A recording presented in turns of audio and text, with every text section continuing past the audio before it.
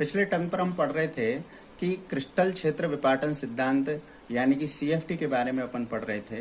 तो हमने देखा कि प्रबल क्षेत्र लिगेंड के लिए क्या हो जाएगा, delta O is greater than P, इसलिए इलेक्ट्रॉनों का युग्मन हो जाएगा, यानी कि कम जो युग्मन ऊर्जा उसका मान क्या है, कम है, इसलिए इलेक्ट्रॉनों का युग्मन हो जाएगा। जबकि दुर्बल क्षेत्र लिगेंड के लिए क्या होगा कि ये जो पेयरिंग एनर्जी है, युग्मन ऊर्जा, उसका मान क्या रहेगा, ज्यादा रहेगा, इसलिए इलेक्ट्रॉनों का युग्मन नहीं होगा।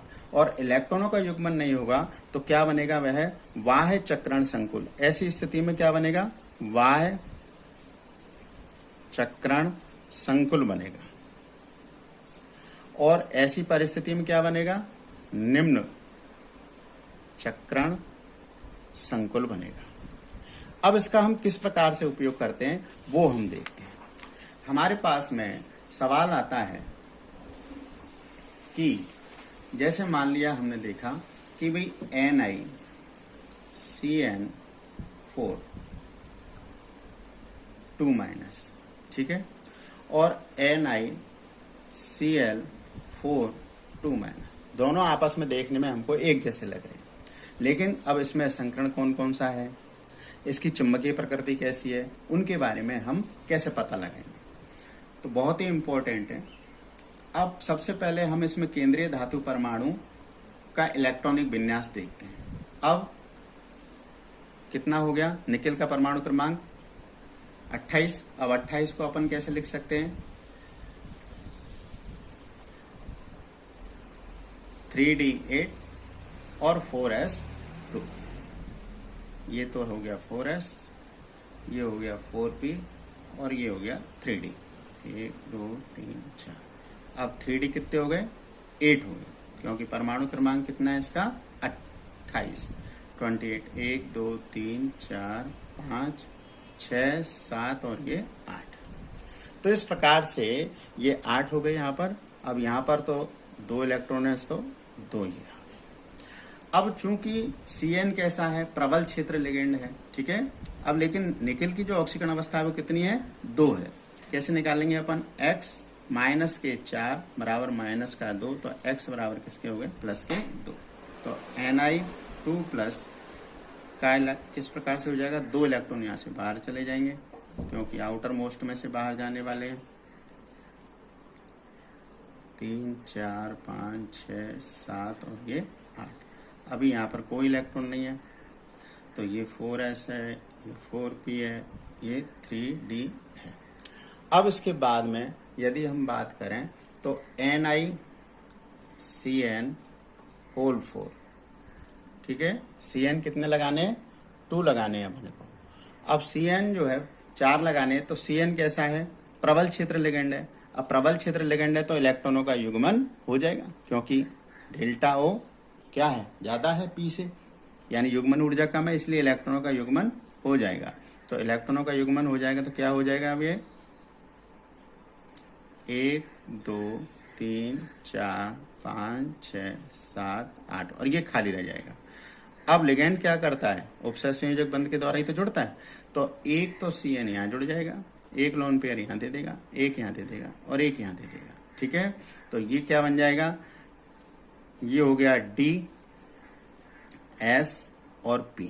तो इसको हम कहेंगे DsP2 हाइब्रिडाइजेशन। अब चूंकि अंदर के कक्षक काम में आ रहे हैं, इसलिए क्या कहलाएगा, निम्न चक्रण संकुल, ठीक है। अब कोई भी अयुग्मित इलेक्ट्रॉन नहीं है, इसलिए ये कैसा होगा, प्रतिचुंबकीय होगा। कैसा होगा, प्रतिचुंबकीय, पैरामैग्नेटिक होगा। और इसकी आकृति कैसे हो जाएगी, इस प्रकार से इसकी आकृति हो जाएगी।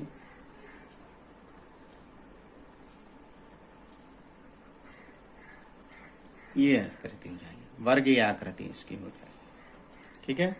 अब इसके बाद में यदि हम बात करें कि Cl4 की आकृति कैसी होगी।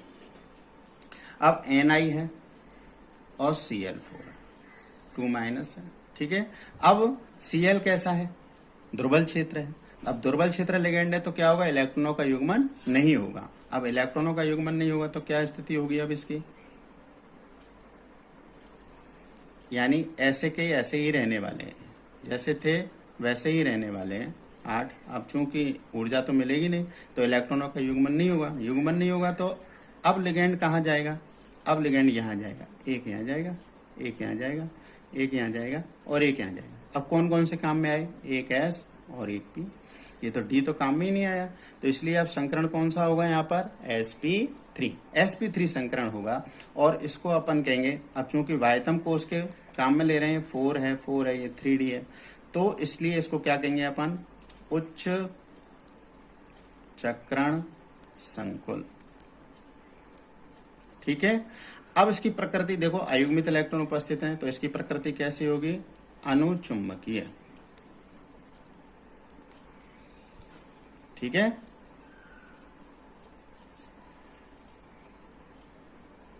अनुचुंबकीय इसकी प्रकृति हो जाएगी। और यदि मान लीजिए हम इसकी बात करें तो इसकी आकृति कैसी हो जाएगी, चतुष्फल की आकृति हो जाएगी, चतुष्फलकीय आकृति हो जाएगी इसकी। और इसको अपन कैसे दिखाएंगे, अपन चतुष्फल की आकृति को इस प्रकार से दिखाएंगे, जैसे sp3 संकरण में दिखाते हैं ऐसे दिखाएंगे इसको। ठीक है ना। तो ये जो है कहलाता है कि हमने यहाँ पर देखा कि यदि मान लीजिए दुर्बल क्षेत्र लिगेंड जुड़ा है, प्रबल क्षेत्र लिगेंड जुड़ा है, तो उस परिस्थिति में किस प्रकार से और उसमें परिवर्तन हो जाता है, उसमें संकरण बदल जाता है, उसकी प्रकृति बदल जाती है, अनुचुंबकीय है, प्रतिचुंबकीय है, किस प्रकार की इसकी प्रकृति होगी उसकी हम बात कह सकते हैं। कुछ और उदाहरण है, उसके उदाहरण को भी सीख सकते हैं अपन, कि जैसे हमने कहा कि CONH3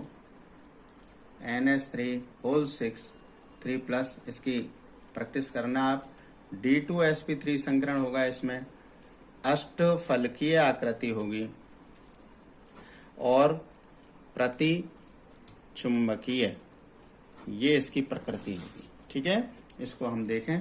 और COF6 दोनों एक जैसे लग रहे हैं देखने में अपने को, ये 3+ है लेकिन 3- है, तो अब इसमें क्या होगा, sp3 D2 संकरण होगा, अष्टफलकीय होगी और प्रकृति अनुचुंबकीय होगी।